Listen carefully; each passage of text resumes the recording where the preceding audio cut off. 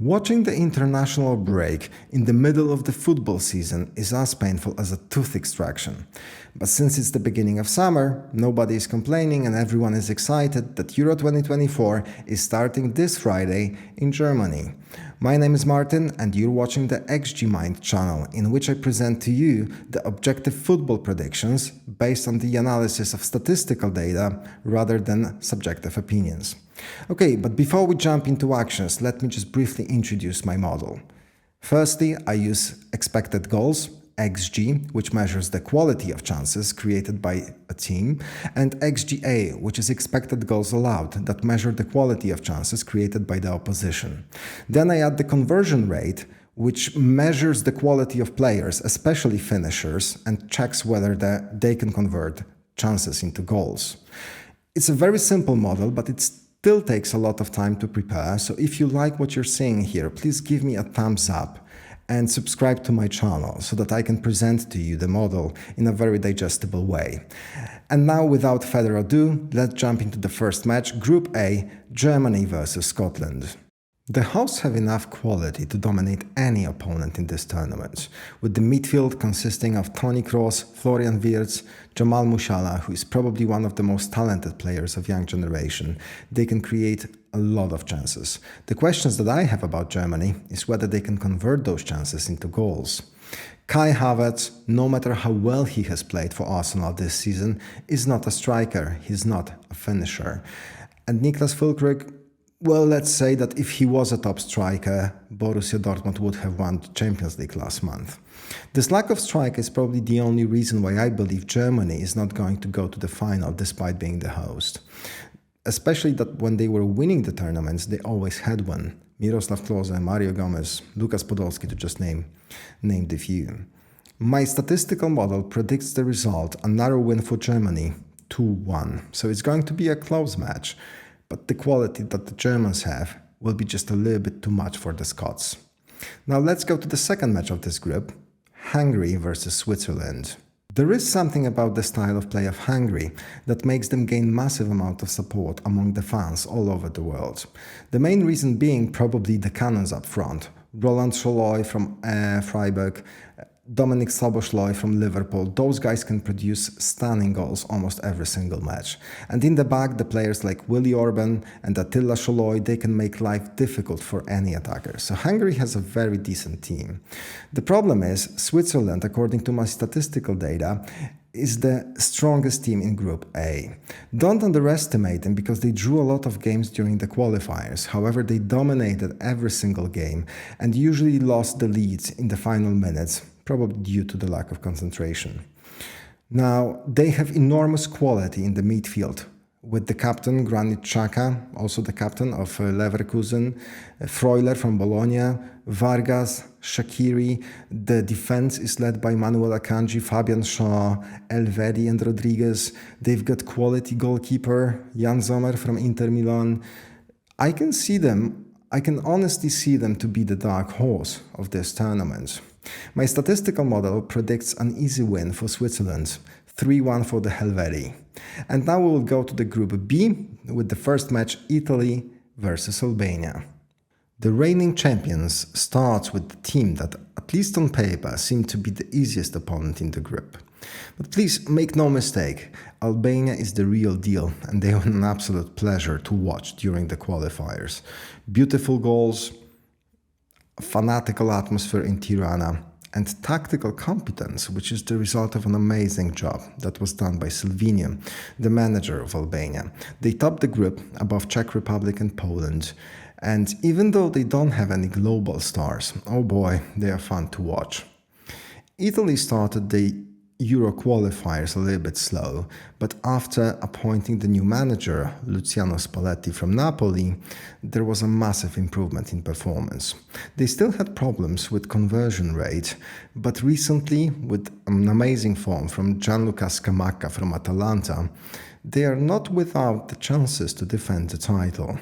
My XG statistical model suggests a tight game and a narrow win for the champions, 2-1 for Italy. So Albania will put up the fight, but the quality is on the champions' side. Now we will go to the second match of the group, Spain versus Croatia. Spain is not the team that it used to be. With the golden generation of players, especially in the midfield, like Iniesta, Busquets, Xavi, they were always considered to be the favorites to win any tournament.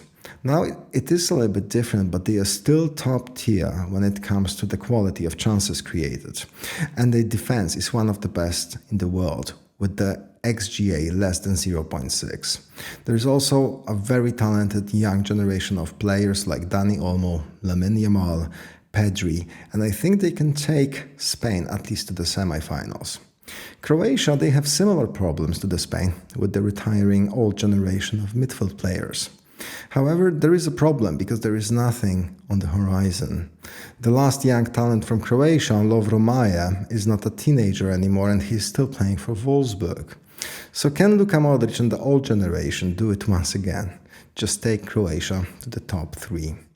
I think yes, if they can keep high intensity and avoid injuries, Croatia is still the quality team. I can see them at least in the quarterfinals.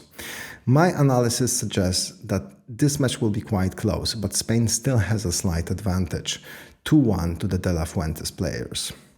And now we will go to the Group C with the first match, Slovenia versus Denmark. Slovenia qualified to the Euro as one of the only 3 teams with negative XG to the XGA ratio, which means that they were very lucky or had an amazing striker up front. And it is the latter. Benjamin Šeško from RB Leipzig is a world-class striker, and anyone underestimating him would have a tough waking call. However, Slovenia is still on the weaker side of the tournament, and they might have problems to qualify to the next round. Denmark, on the other hand, they might have dropped recently in the FIFA rankings, but they are still the quality team. Rasmus Højlund, the striker from United, is a beast, and with the experienced trio from Brentford and the experienced players like Højbjerg or Eriksson, they still can advance easily from the group. The XG system shows a massive advantage to the Scandinavians, 2-0 to Denmark. And now let's go to Serbia versus England. Serbia has got a pair of strikers that any team in the world would like to have in the starting 11. Vlahovic and Mitrovic are classy strikers, and thanks to them Serbia can win against any opponent in this tournament. The only problem being is that thanks to their defense, they can also lose to any opponent in this tournament. Very often, more often than not, the performance of the defense line of the Serbian national team looks more like the performance of an average Sunday League team. Another problem is that they're facing the team that has it all. The best striker in the world, Harry Kane, check. The best player of young generation, Jude Bellingham, check. The best winger from the Premier League, Foden, Saka, check. Great holding midfielders, Declan Rice, Kobe Mainoo, check. The best defender in the world, Harry Maguire. They don't even take Harry Maguire, so the opponents cannot count on the handicap of a couple of own goals. So is it coming home? Nah. Never in the history of the tournaments, the team that has won had the weakest manager, and I consider Gareth Southgate to be the weakest manager of all the teams competing at Euro 2024. Hopefully for them, they should win the first game. There is a slight advantage, 2-1 to the 3 Lions. Now we're going to Group D with the first surprise or possible surprise of the tournament, Poland versus Netherlands.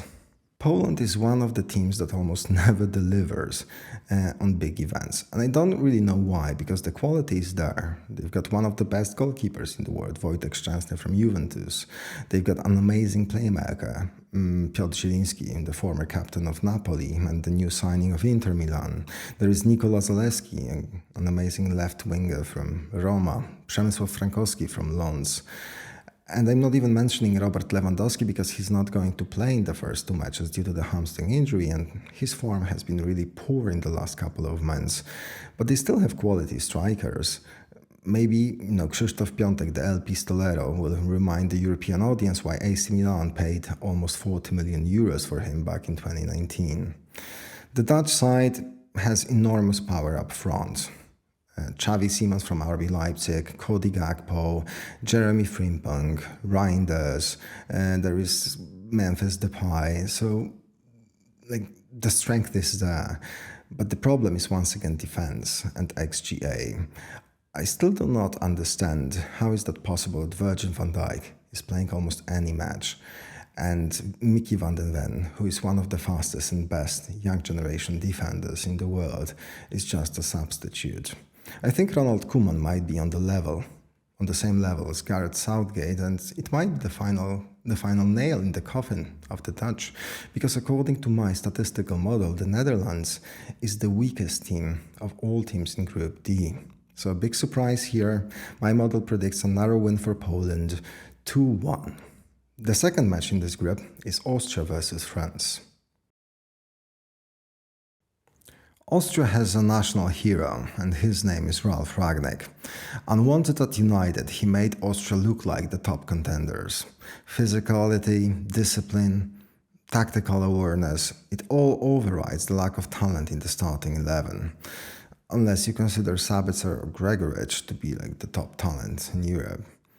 Still, hard work beats talent, and I believe that from all German-speaking countries, Austria will go the furthest in the tournaments. France almost won the last World Cup in Qatar, so one needs to treat them with the proper dose of respect. However, the French, they suffer from similar problems that England and the Netherlands, which means amazing players and very mediocre manager. Didier Deschamps, during the last 12 years of work, won only one tournament with the golden generation of French players, and during the last Euro, they lost against Switzerland in the early stages of the knockout phase.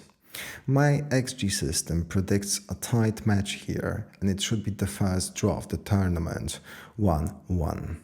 Now we're going to move on to the Group E, and the first match is Romania versus Ukraine. I have to be honest, because Romania is the team that I know the least about from the whole tournament.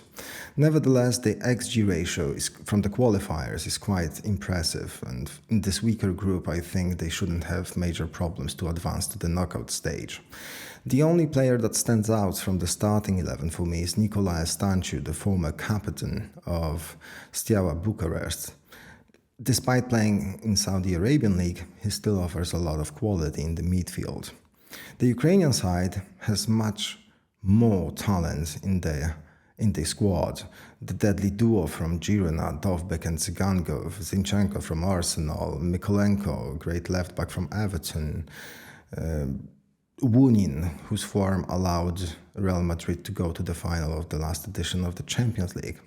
Unfortunately for the Ukrainian side, once again in this tournament, the coach and the manager is sabotaging its own team, and let's be honest, Serhii Rebrov was the great football player.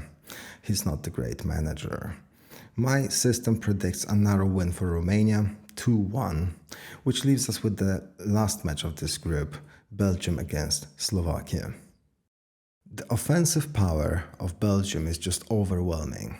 Jeremy Decoux and Leandro Trossard on the wings, De Bruyne at number 10, if Romelu Lukaku cannot score goals in this tournament, he will have no other than himself to blame. The Achilles heel of the Red Devils was always the defense, but during the last qualifiers they performed surprisingly well, which leads me to predict that Belgium might go very far in this tournament. Slovakia is unfortunately on the weaker side of the tournament because they just lack quality. Let's be honest, Lobotka and Duda are no Hamsik, and the only strength being fast wingers like Haraslin and Schranz, which may lead Slovakia to score some goals from counterattacks. Unfortunately for them, my system predicts an easy win, 3-0 for the Red Devils, and 3 points stay with the favorites. Which leaves us with the last group of the competition, Group F, and the first match being Turkey against Georgia. A couple of minutes ago, I said that Serbia is the most unpredictable team of the tournament, but then Turkey has to be a runner-up in this category. They have some amazing young talents like Arda Güler from Real Madrid or Kenan Yildiz from Juventus, and they had some great performances during qualifiers. The only problem being is that when they concede first, the hot temperament of Turkish players make them really vulnerable in the back. So as long as Turkey can keep their head cool, I think they should be fine in this tournament. When it comes to Georgia, just qualifying to the Euro 2024 is a great achievement for the team. They've got one world-class player, Kvicha Kvaratskhelia from Napoli, and thanks to him they can break any defense in the tournament and create some chances. But the problem is they absolutely cannot defend. They have the worst XGA stats from all competition, and it's not even close. So sorry, Georgia, I love your country. I know that you've got great people, but an easy win for Turkey, 3-1. And now it's time for the last match of the first round, Portugal versus the Czech Republic. Do you remember how Portugal won Euro 2016 without winning a single game? Yeah, they won one against Wales, but it doesn't count. So I predict that it's not going to happen this year. And I don't mean that they are not going to win the competition. Because with the new manager, Roberto Martinez, Portugal is finally playing the most offensive football in Europe. They are using their offensive potential. The XG stats is unmatched by any opponent in Euro 2024. And with such a rich repertoire up front, Leao, Ronaldo, Silva, Jota, Bruno Fernandes, Vitinha, they will score tons of goals. The only problem, of course, is defense, because they are quite weak against counter-attacks. Just the fact that they have to use 42-year-old Pepe says something about the quality of young talent, defensive talent in Portugal. The Czech Republic, under the new old manager, is finally back in form, and they should be a tough nut to crack for all teams in Group F. Decent strikers from Leverkusen, Schick and Hlozek, will be dangerous. There is a great holding midfielder, Thomas Souček from West Ham. And yeah, I think it allows Czech to dream about reaching the knockout stages. Unfortunately, they will have to wait for the first points till the second round, at least, because my system predicts a quite easy win for Portugal, 2-0.